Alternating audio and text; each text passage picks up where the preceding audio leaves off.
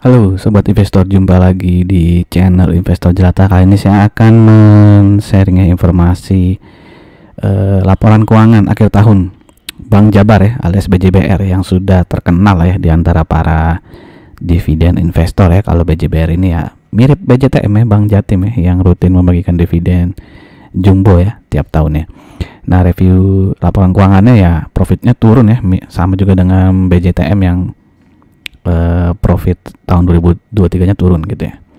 Oke, sebelum kita masuk ke laporan keuangan BJBR, saya ingin menginformasikan beberapa emiten yang sudah saya bahas ya, yang laporan keuangan kuartal 4 sudah keluar, dan di video-video ini saya bahas ya prediksi dividen saham-saham tersebut. Nah, untuk teman-teman yang mungkin saja baru mau mulai investasi di saham ya, jadi kalau mau beli saham dan ingin dapat dividennya, kalau bisa tuh belinya jangan ketika sudah pengumuman pembagian dividen ya, karena biasanya harganya udah di atas gitu ya. Jadi lebih baik belinya jauh-jauh hari sebelum pengumuman dividen gitu ya. Jadi mungkin video-video ini akan bermanfaat ya untuk teman-teman yang memang alirannya dividen investor gitu ya. Oke, selain itu juga ada list 10 dividen yield terbesar ya selama 5 tahun terakhir, bisa ditonton di sini juga. Nanti semua video ini linknya bisa teman-teman cari di kolom deskripsi atau langsung saja search dengan keywordnya ya di channel Investor Jelata.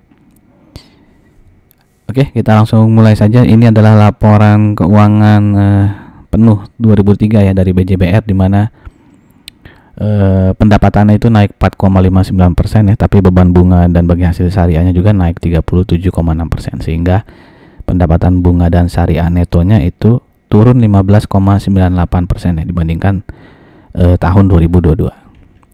Dan laba bersihnya itu turun 25% di sini ya. Bisa dilihat di sini, yang tahun lalu tuh jutaan, betul 2,2 triliun ya, dan saat ini hanya 1,6 triliunan ya profitnya ya. Oke, kalau kita lihat secara per kuartal ya. Oke, kalau kita lihat per kuartal, pendapatannya tuh kuartal 4 tuh jauh lebih besar ya, 4,37% lebih besar dibandingkan pendapatan di kuartal 3. Tapi bisa lihat sini profitnya turun ya, yang di kuartal 3 itu 515 miliar, di kuartal 4 profitnya hanya 343 miliar gitu ya. Jadi mungkin ada beban kayak tadi ya, ini kan beban bunga dan bagi hasil syariah itu naik cukup besar ya, 37% ya. Mungkin itu yang menggerus profit dari Bank Jabar ya, karena dari pendapatan sendiri sebenarnya naik ya, naik tipis lah 4% ya, tapi profitnya turun 33% ya. Oke, sekarang kita masuk ke rata-rata PER dari Bank Jabar ya selama 5 tahun terakhir. Bisa dilihat sini rata-rata PER-nya di 7,55, dan saat ini dia diperdagangkan di PER 7,01. Jadi dia bisa kita bilang sedikit di bawah harga rata-ratanya, dan bisa dibilang under value ya berdasarkan historis PER-nya. Sedangkan ini adalah untuk PBV-nya, di mana rata-rata PBV 5 tahun terakhir dulu di 1,09, dan saat ini dia diperdagangkan di di PER yang cukup rendah ya, di 0,8. Jadi cukup jauh nih di bawah rata-ratanya ya. Jadi kalau kita berasumsi ya, harga wajarnya itu adalah ketika PBV-nya 1,09 ya, maka dengan book value yang saat ini 1478,87, berarti harga wajarnya itu bisa kita asumsikan di 1611 ya. Dan harga penutupan di hari Selasa ini 5 Maret itu ditutup di harga 1185 ya. Jadi ada selisih 35,9% ya. Jadi bisa dibilang ini under value ya, 35,9%, atau biasanya orang bilangnya MOS ya, margin of safety ya. Itu kalau kita berasumsi, kalau kita yakin PBV-nya Bank Jabar akan balik ke 1,09 gitu ya. Oke, sekarang kita bandingkan ya Bank Jabar dengan BJTM ya, temennya lah ya, sesama bank daerah, dan juga ada bank umum lainnya, Big Four Bank Indonesia ya, dan NISP.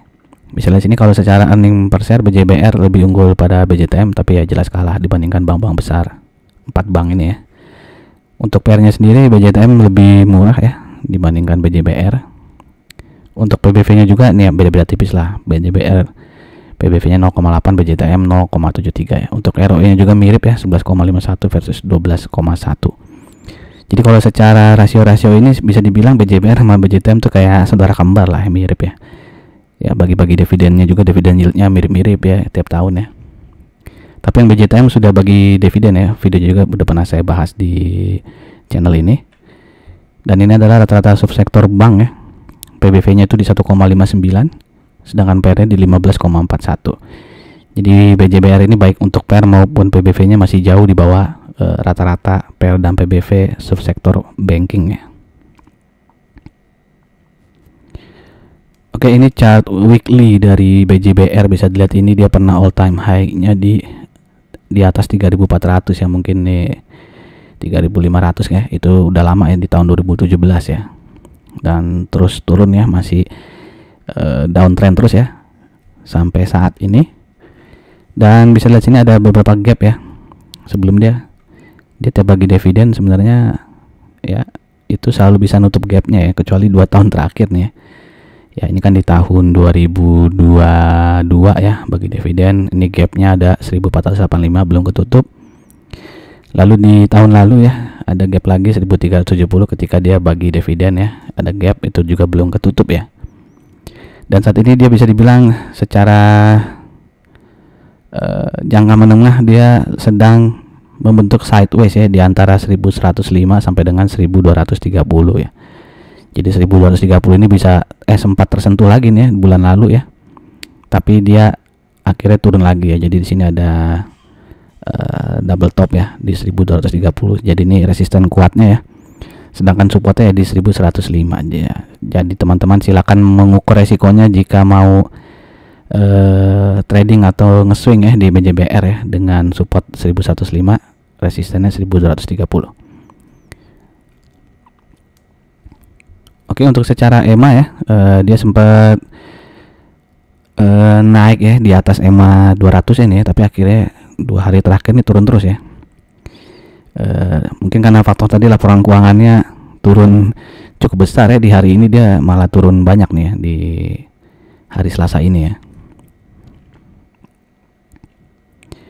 Oke, ini dividen historis dari BJBR ya, bisa lihat sini BJBR tahun lalu dividen payout ratio-nya 47,7% gitu ya. Jadi dia dividen payout ratio-nya kecenderungan turun terus ini ya. Tapi waktu itu dia profitnya naik terus ya. Jadi walaupun dividen payout ratio-nya turun ya, bisa teman lihat di sini kecenderungan nominal rupiahnya sih bertambah ya, dari 88 ke 90, 89, 93, 95, bahkan tahun lalu dia naik ya jadi 104,55 ya.